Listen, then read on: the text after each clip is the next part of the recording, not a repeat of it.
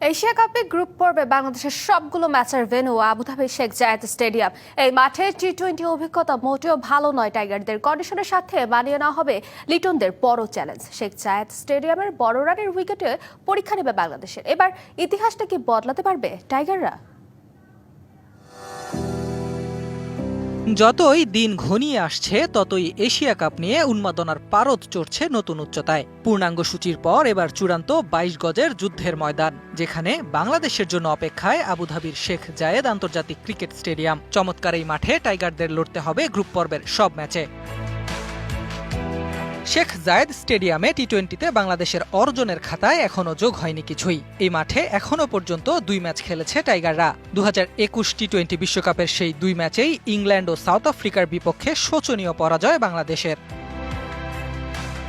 আবুধাবির এই স্টেডিয়ামে এখনও পর্যন্ত অনুষ্ঠিত হয়েছে ৬৮টি আন্তর্জাতিক টি-20, যেখানে সর্বোচ্চ স্কোর আয়ারল্যান্ডের করা ২২৫। বিপরীত চিত্র টাইগারদের। জায়েদ স্টেডিয়ামের দ্বিতীয় সর্বনিম্ন স্কোরটা বাংলাদেশের। ২০২১ টি-20 বিশ্বকাপে সাউথ আফ্রিকার বিপক্ষে ৮৪ রানেই গুটিয়ে যায় টাইগাররা। এশিয়া কাপে আবুধাবির কন্ডিশনের সাথে মানিয়ে নেওয়াটা লিটন দাসের দলের জন্য বড় চ্যালেঞ্জ। শেখ জায়েদ স্টেডিয়ামে টি-20তে প্রথম ইনিংসে গড় রান ১৪৪, দ্বিতীয় ইনিংসে ১৩৩। তবে সব শেষ ৫ ম্যাচে দেখা গেছে রান বন্যা। প্রতি ম্যাচেই হয়েছে গড়ে ১৬১ রান, অর্থাৎ এশিয়া কাপেও দেখা যেতে পারে বড় রানের উইকেট। সেটার জন্য কতটা প্রস্তুত টাইগাররা?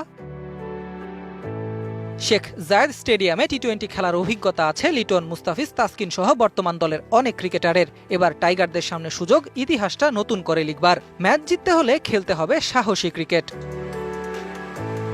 ১১ সেপ্টেম্বর হংকংয়ের বিপক্ষে ম্যাচ দিয়ে শুরু হচ্ছে টাইগারদের এশিয়া কাপ মিশন। ১৩ ও ১৬ সেপ্টেম্বর লিটনদের প্রতিপক্ষ শ্রীলঙ্কা ও আফগানিস্তান।